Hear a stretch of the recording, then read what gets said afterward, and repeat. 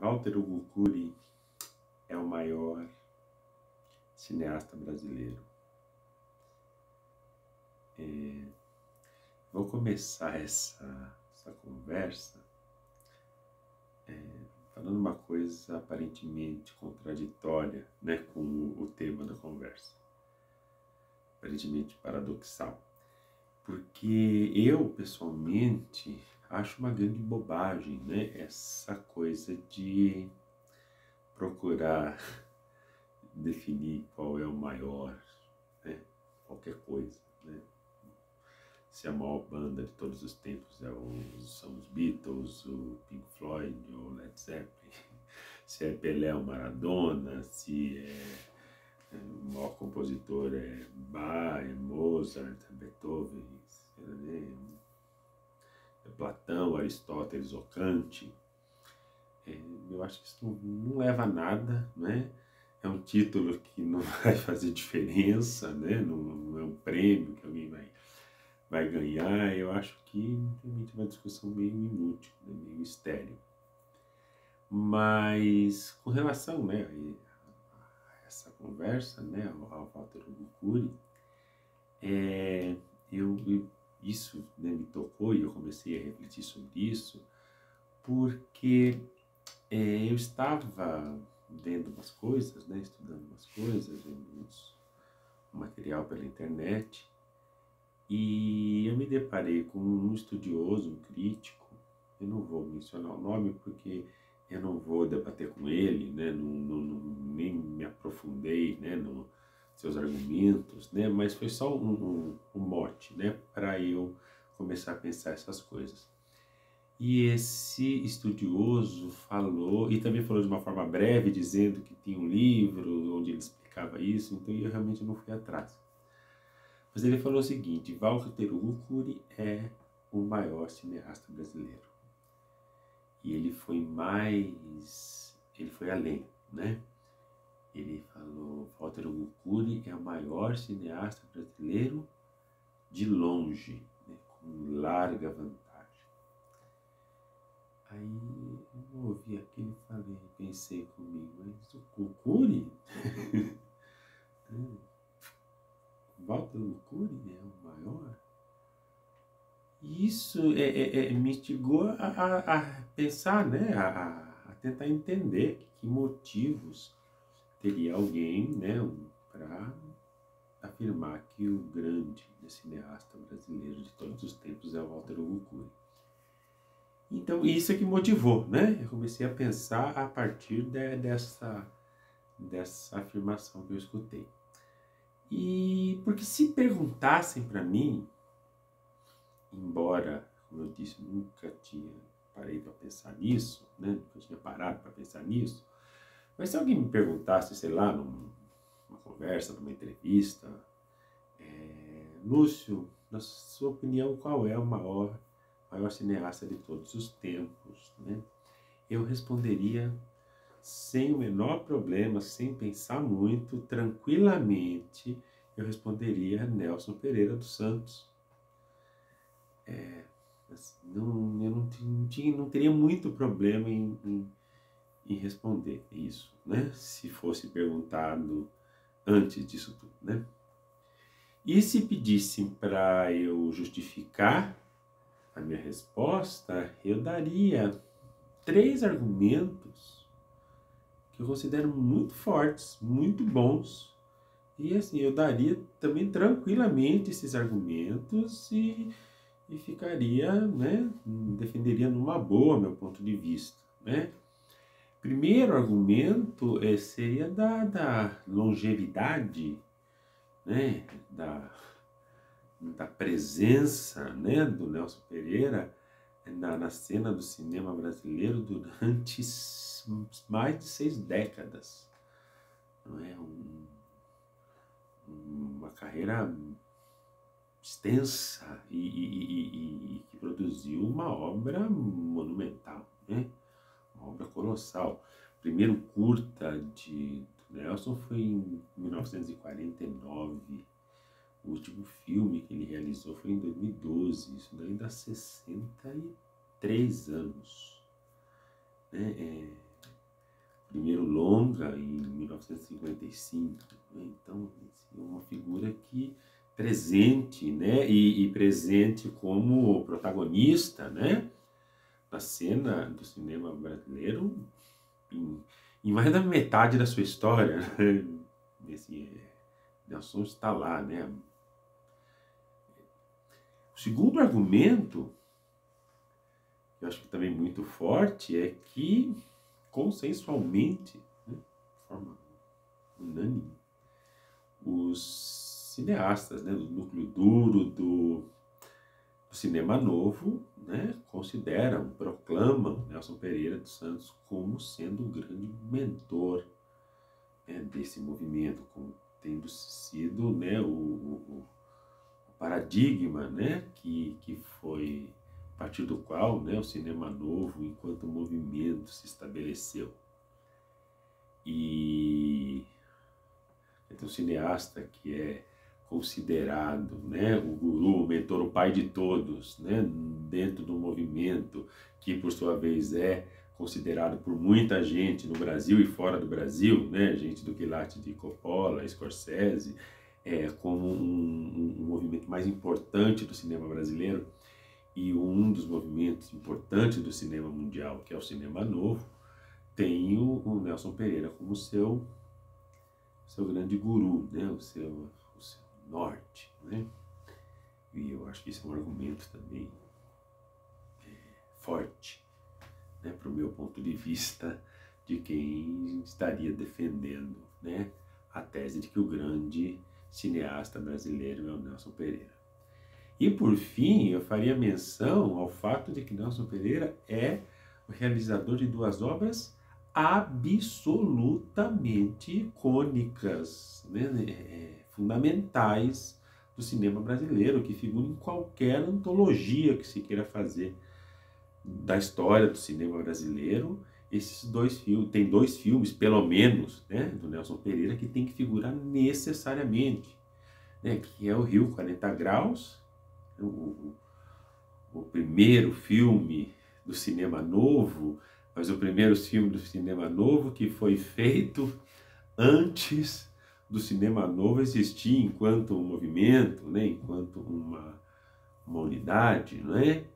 É muito parecida a situação, mal comparando, né, mas o que é o Sessione do Visconti com relação ao neorrealismo italiano, não é? É um filme do neorrealismo italiano que foi produzido antes, né, do neorrealismo italiano efetivamente se estabelecer, né, como algo parecido com um movimento, uma unidade. Então é uma obra marcante, né, um divisor de águas na história do cinema brasileiro, e isso é inegável, né, isso é ponto passivo, né.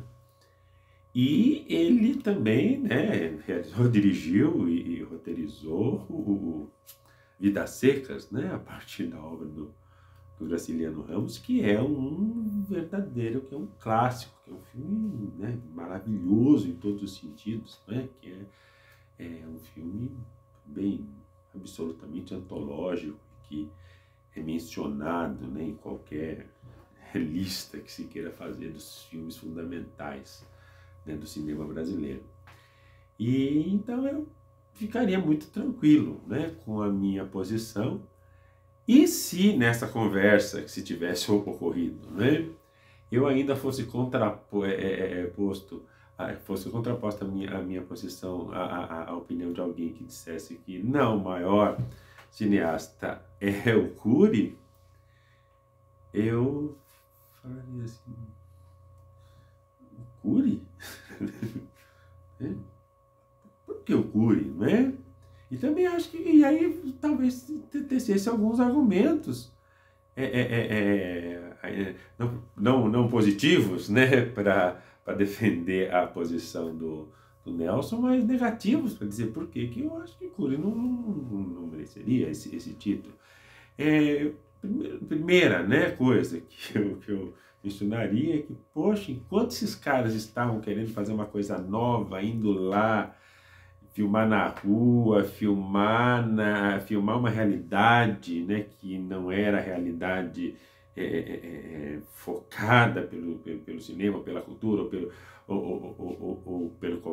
pelas manifestações, né, principalmente do cinema, que é o que nos interessa, mas foi filmar a favela, foi filmar a seca, né, a fome no Nordeste, foi filmar a aldeia de pescador, né, mostrando a realidade, né, querendo mostrar essa realidade do povo, né, dos desvalidos, que é uma característica que o Rio 40 Graus está ali no germe disso tudo, e que vai desembocar, né, na estética do cinema novo. Enquanto isso está acontecendo, o Cury está filmando a alta elite paulista nos seus salões, nas suas mansões, e filmando ainda no que, né, no que restou da estrutura dos estúdios da Veracruz, né, o cinema novo querendo fazer um cinema na rua, um cinema ali, né, de combate, não é? E o Cury está gravando em um estúdio e falando da alta aristocracia, da nata da burguesia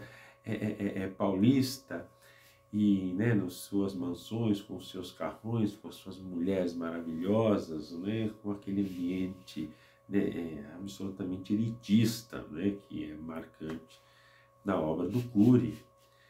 Né, por quê, né, que aí essa coisa meio militante, né, que é meio intrínseca na gente, já começaria a estabelecer uma resistência ali.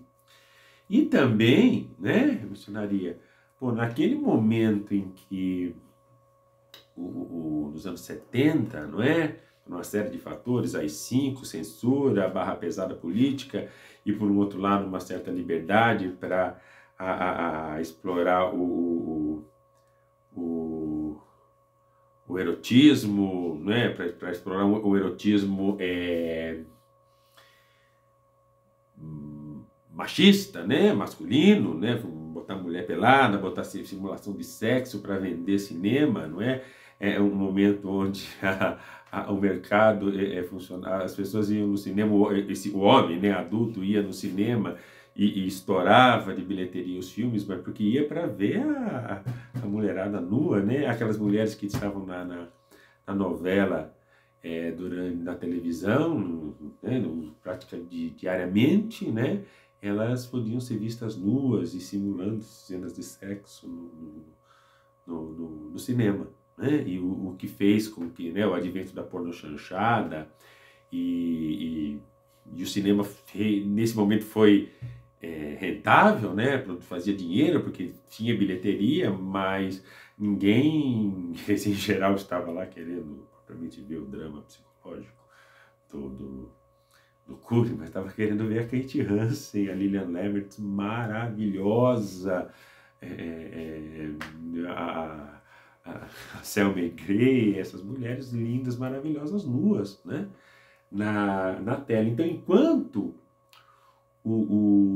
quando essa onda tomou conta, né, do cinema brasileiro, com aquele cinema na boca do lixo, começa, né, a despontar as pornochanchadas e esse apelo sexual todo, Cury entrou nessa onda tranquilo, né? Tranquilão, sem o menor problema, né?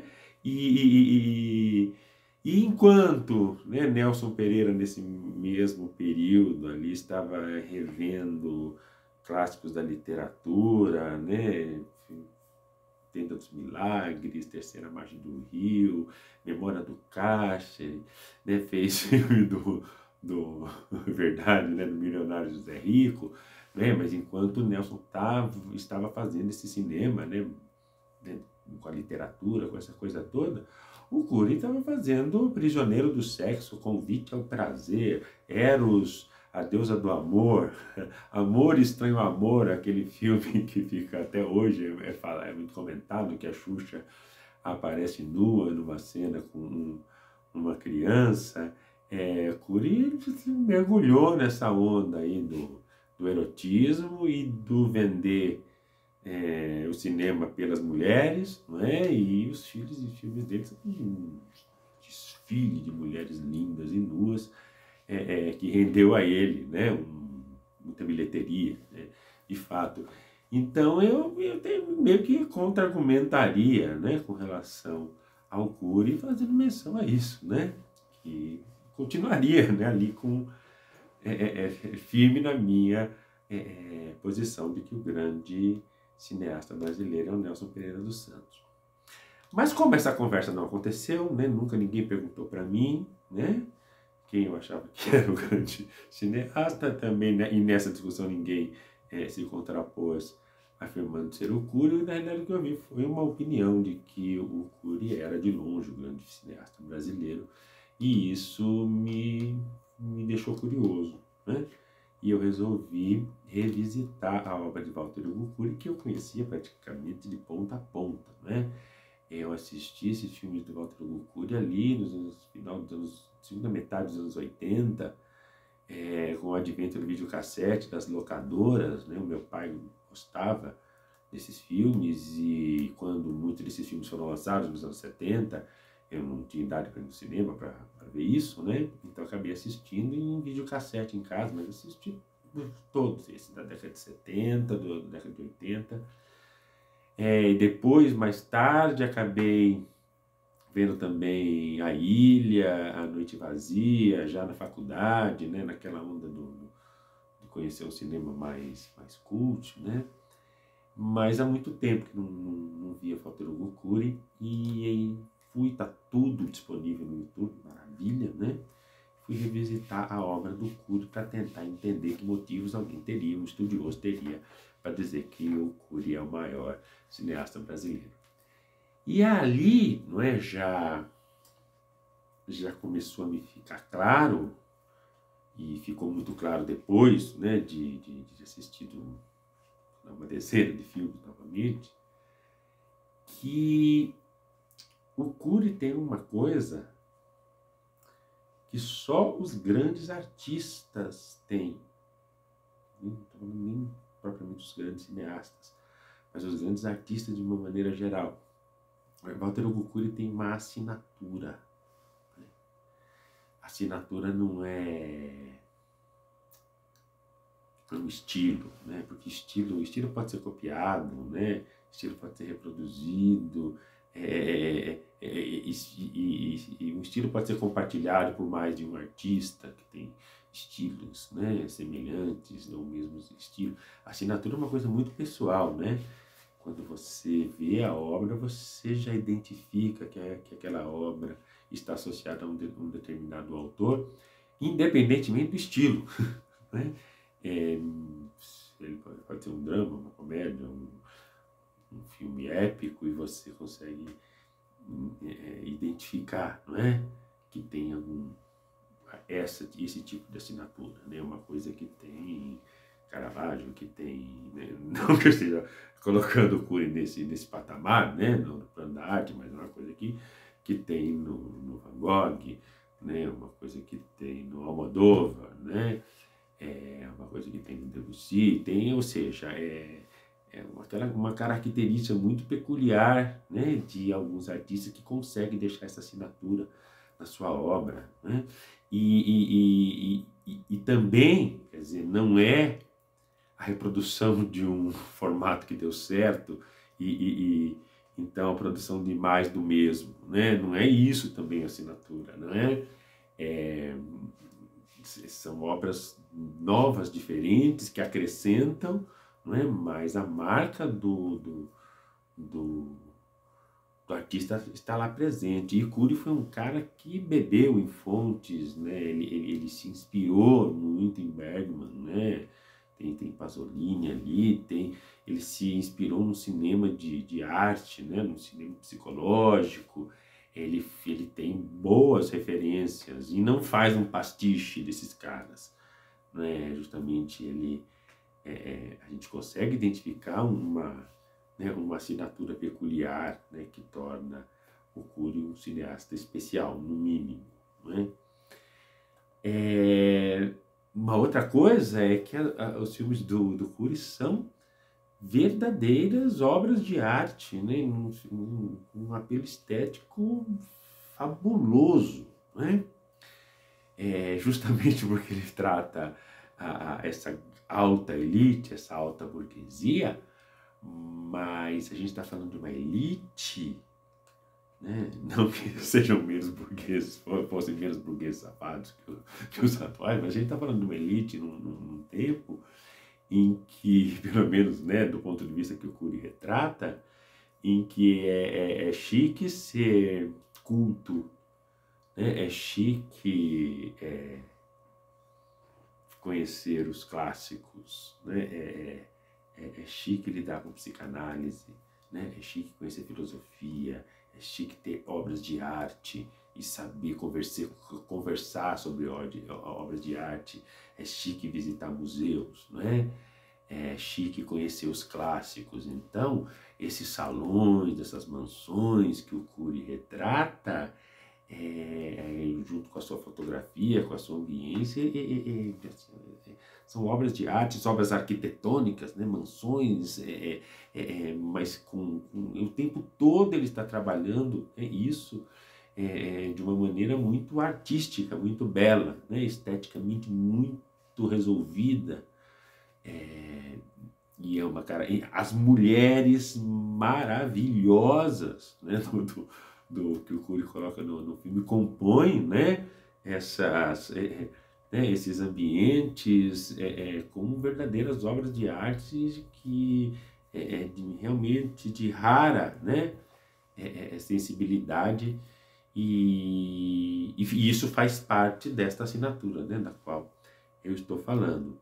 E tem um elemento aqui que é marcante, porque trata-se certamente de umas parcerias mais felizes, né, da história da arte brasileira, né, no mínimo, né, que é a parceria do Cury com o Rogério Duprat, que é responsável pela trilha sonora de praticamente todos os filmes, né, do Cury, né, a partir dos anos 60, todos, né?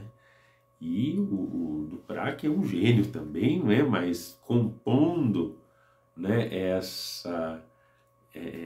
esse cinema do Cury com a sua música e os seus arranjos, aquilo realmente são filmes de uma beleza, né, de uma peculiaridade artística ímpar, né, que coloca o Cury efetivamente num patamar muito elevado. E interessante lembrar que ele alcançou cedo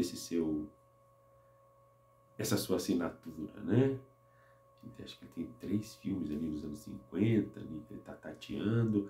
Depois ele lança A Ilha, em 62, onde ainda, né, é um filme ainda de juventude, ele não está totalmente adulto, não está totalmente maduro ali, mas já tem muito, né, do que virá a ser o Cury de maturidade. E aí em 64, Noite Vazia, né, que concorreu à Palma de Ouro, que é um filme fabuloso, né, e a partir daí ele segue, né, construindo e lapidando esse seu estilo durante 3, 4 décadas. Então, há esse apelo artístico, né, e presente, né, como uma marca, um patamar de qualidade estética, né, que realmente no cinema brasileiro parece que não tem precedente, né, com uma unidade e uma assinatura, né, desta forma como eu estou dizendo. E quando a gente para mesmo para pensar nos filmes e começa a conectar, né, o que se passa em várias obras dele, a gente começa a perceber uma coisa que é fundamental, inclusive com relação a uma das críticas que eu falei alguns minutos atrás, que eu poderia fazer ao cinema do Cury. Sim, ele trata da alta aristocracia paulista. Esse é o ambiente dele. Seus personagens são magnatas, cheios de dinheiro, cheios de poder, que pode comprar tudo o que quiser, inclusive as mulheres mais lindas que estão lá presentes, né, para serem compradas ou não por esses magnatas que querem sem comprá-las. Então, o filme dele fala de prostituição, né? Noite Vazia são dois, um magnata com seu amigo também burguês, né? Mas não tão rico, que levam duas prostitutas para um apartamento atrás de diversão, de novidade, de algo que preenche o vazio das vidas de merda que eles têm. E isso é uma coisa muito recorrente, não é? Mas esse magnata, cheio do dinheiro, que pode comprar tudo, inclusive as mulheres, primeiro é um cara infeliz, isso é constante, né, em vários momentos, né, da obra do Cury. É um cara que está buscando uma satisfação que ele nunca encontra. É um cara que sabe, mas não quer admitir que a única coisa que ele tem é o dinheiro, que se ele não tivesse a grana que ele tem para comprar o que ele compra, ele seria um bosta, né? E as mulheres lindas e maravilhosas, quando se deixam vender para esse cara, procuram deixar claro que eles são uns bostas e que se não fosse pelo dinheiro jamais elas estariam com ele. Isso é uma coisa muito, né, muito presente, não é? Ou desta mulher que é belíssima e que se prostitui ou que se vende de alguma forma para esse magnata e depois encontra, né, com os seus brilhos, mas sempre numa situação de não propriamente falando de, né, expondo a hipocrisia ou coisa assim, mas mostrando a falta de sentido, né, da vida desses caras, desses aristocratas, e por isso que são sempre dramas psicológicos, porque essas personagens, os homens ou mulheres, são sempre muito atormentados, né?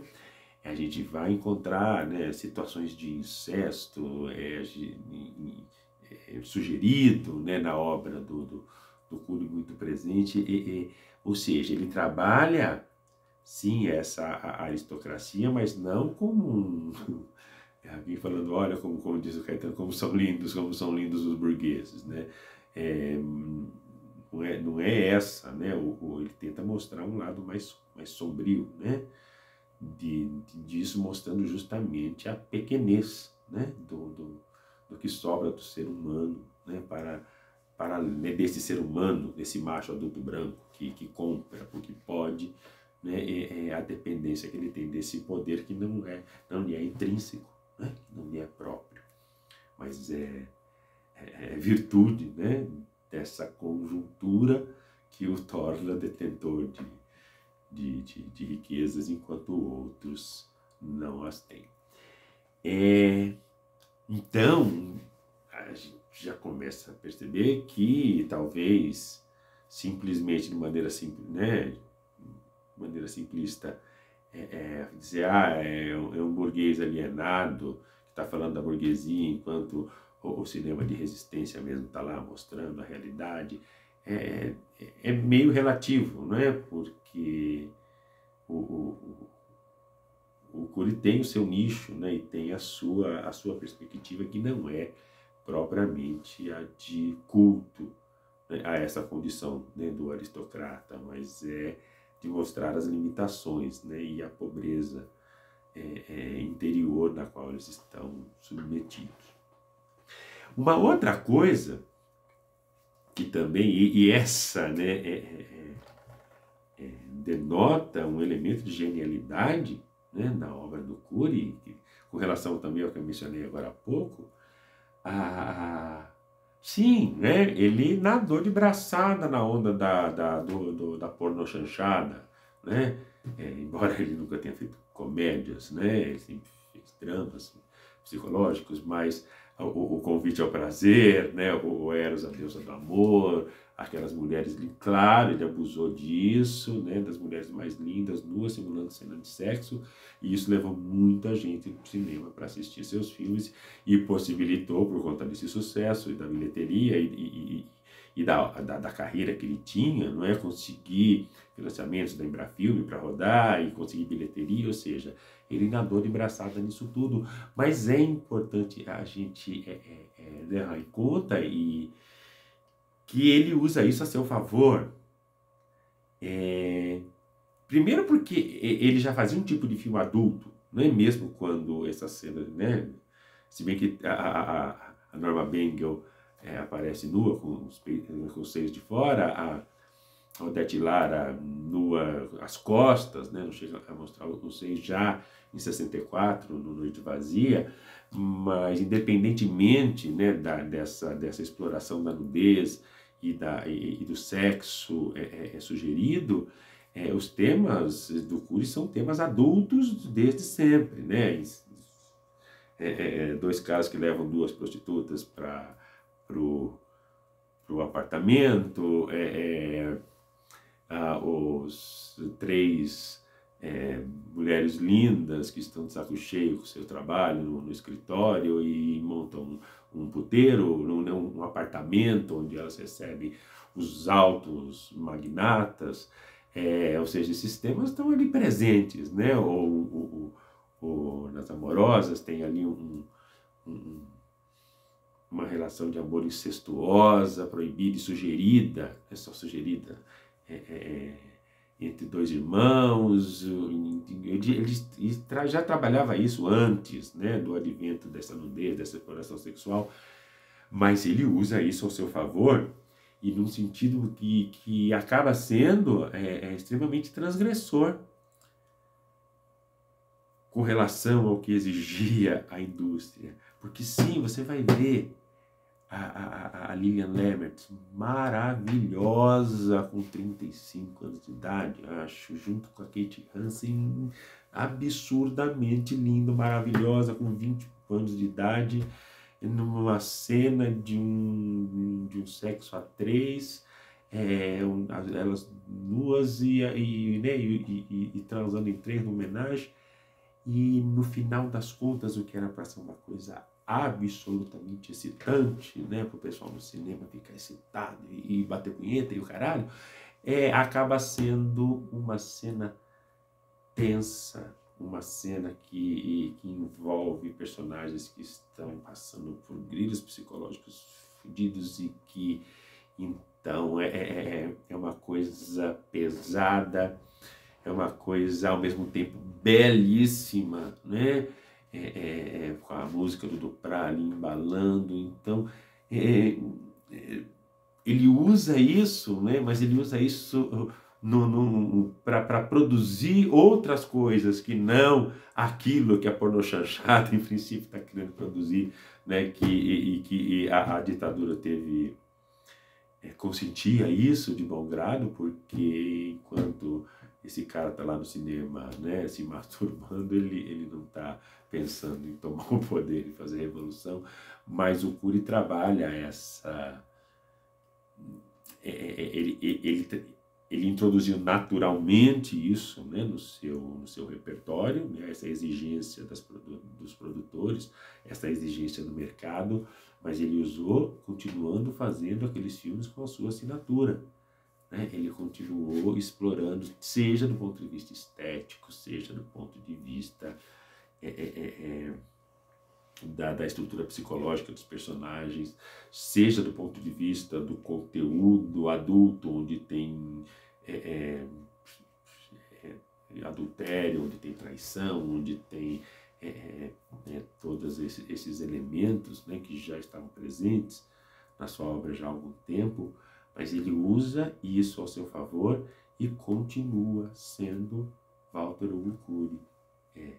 Ele continua produzindo os seus filmes artísticos, os seus filmes densos, os seus filmes com alto teor psicológico,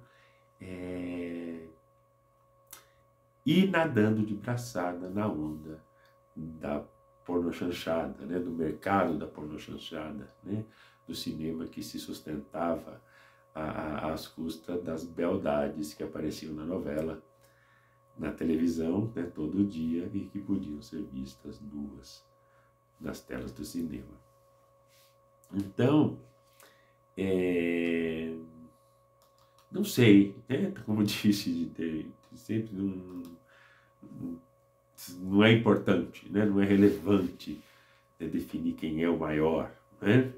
Mas eu fui atrás de tentar entender, né, o que estava por trás daquela afirmação, e descobri, né, um Cury grandioso que até então eu não tinha muito consciência, né, do significado, da amplitude da sua obra, né? E entendo perfeitamente, né, que agora, né, depois dessa imersão, né, no universo do Cury, entendo perfeitamente quem defende, né, que Cury é um grande cineasta brasileiro.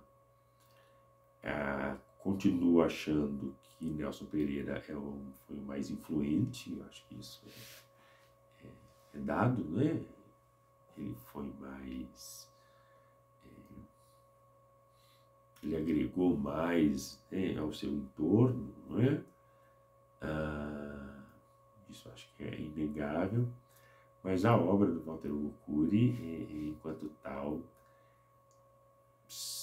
por esses elementos, né, ter uma assinatura, ter elementos artísticos muito bem estabelecidos, essa composição, né, do teor psicológico, com a construção estética, com a música, constituindo, né, um universo do Walter Hugo Cury.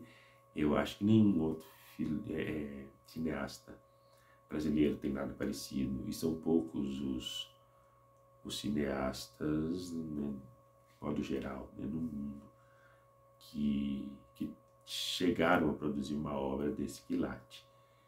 Então foi interessante, né, ter sido instigado a entender por que alguém considera o Cury o grande cineasta brasileiro. É isso aí, falei pra caramba.